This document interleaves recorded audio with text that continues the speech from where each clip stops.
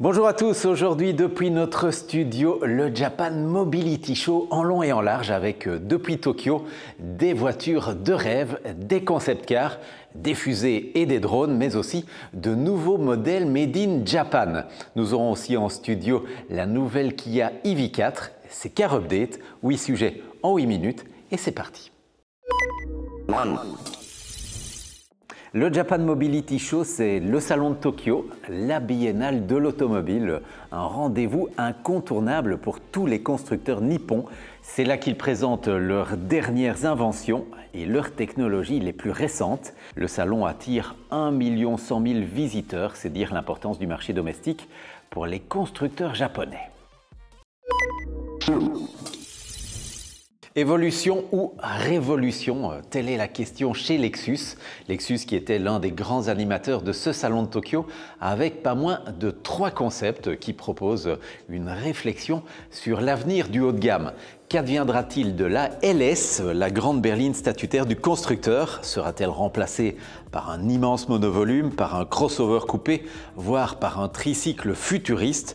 Eh bien à Tokyo, tout est visiblement possible. C'est une électrique et le PDG de Toyota laisse même entendre qu'une version de série pourrait voir le jour. Ce ne sera sans doute pas le cas du LS Micro Concept, une chaise roulante de luxe imaginée pour la mobilité urbaine.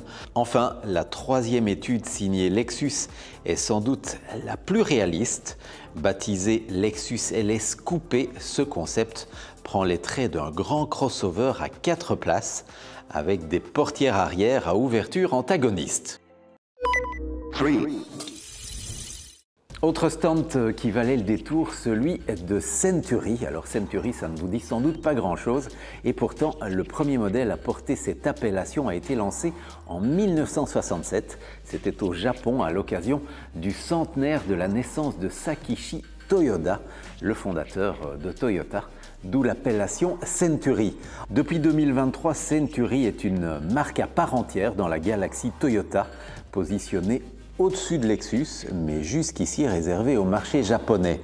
Désormais, Toyota entend faire de Century un acteur global avec de solides ambitions puisqu'il irait chasser, tenez-vous bien, sur les terres de Rolls-Royce et de Bentley. C'est en tout cas le message envoyé par le Century Coupé Concept, un immense coupé 2 portes surélevé à propulsion électrique. Le modèle devrait être lancé aux États-Unis et en Asie. Pour l'Europe, c'est moins sûr. Au rayon des études aperçues à Tokyo, il y avait aussi le Toyota Corolla Concept. C'était même la grande vedette de ce Japan Mobility Show. Il faut dire que cette étude préfigure la 13e génération de la voiture la plus vendue au monde. Et pour le rester, eh bien, elle propose, en plus de son style léché, une offre de motorisation ultra complète, de l'essence au full électrique, en passant par l'hybride rechargeable ou auto-rechargeable. De son côté, Mazda dévoilait son Concept Vision X Compact, un avant-goût de ce que pourrait être la future Mazda 2, ou en tout cas une future citadine électrique signée Mazda. Sur le stand de la marque, il y avait aussi le Vision X Coupé, un concept animé par un moteur à double rotor et électrifié. Ce groupe propulseur hybride développerait pas moins de 510 chevaux et autoriserait une autonomie de 160 km sur ses seules batteries. À Tokyo, Subaru était aussi de la partie avec 2 prototypes STI, la Performance B STI en thermique et la Performance i-STI en électrique, 2 concepts qui témoignent de la volonté de Subaru de préserver la lignée de ses sportifs sans concession. Sur le stand d'Honda, on pouvait apercevoir les dernières évolutions des concepts Honda O Saloon et Honda O SUV, mais aussi le concept Super One Prototype, une mini-citadine électrique et ludique dont l'autonomie atteindrait les 350 km. Mitsubishi enfin dévoilait à domicile son concept car Elevance, un luxueux SUV plug-in hybride à transmission intégrale qui tente à prouver que le constructeur continuera bien à développer ses propres modèles en marge de sa collaboration avec Renault. Et ça, On vous en reparle très bientôt. Sur ce Japan Mobility Show, on a aussi aperçu plusieurs modèles de série que vous pourrez bientôt découvrir en showroom. Les nouvelles Leaf et Micra chez Nissan, on vous en a déjà parlé, mais aussi la nouvelle Prélude chez Honda, 6e du nom, un coupé hybride de 184 chevaux, héritier d'une longue lignée apparue dans les années 90. Et puis chez Mazda, la nouvelle génération du CX-5, c'est pour bientôt.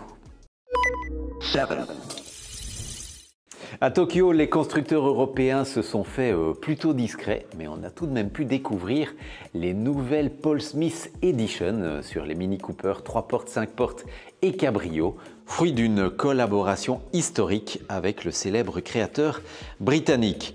Des couleurs exclusives, un intérieur tout en couleurs, créatif et coloré, avec des sièges sport bleu nuit, des motifs rayés et des détails inspirés de la célèbre signature Stripe. Aujourd'hui dans notre studio, la Kia EV4, la nouvelle Kia électrique. Ce EV4 sera proposé en 2 variantes de carrosserie, hatchback comme ici, modèle qui représentera sans doute le gros des ventes, et puis fastback, un modèle à l'esthétique un peu plus controversée. Dans les 2 cas, le EV4 proposera une aérodynamique de premier plan avec un CX de 0,27 et puis un style léché mais sans compromis sur l'habitabilité très généreuse, surtout à l'arrière, et un coffre de 435 litres. C'est la première Kia électrique produite sur le vieux continent, développée en Europe pour l'Europe, et ça se sent. Dans l'habitacle notamment, avec une alchimie de moelleux et de high-tech. L'Europe, c'est le marché le plus exigeant, ses routes et plus encore ses conducteurs. Et c'est en pensant à eux qu'a été développée cette EV4, conçue pour un maximum d'efficacité et le plaisir, notamment au niveau des liaisons au sol. Sous le capot, les 204 chevaux sont bien au rendez-vous, alimentés par 2 batteries au choix, de 58 ou 81 kWh pour la version long range. Une version capable de parcourir 625 km entre 2 charges, 633 pour la version fastback. Voilà, c'était Car Update à suivre aussi sur YouTube et Instagram. Merci de nous suivre. 1, 2, 3, 4, 5, 6, 7, 8.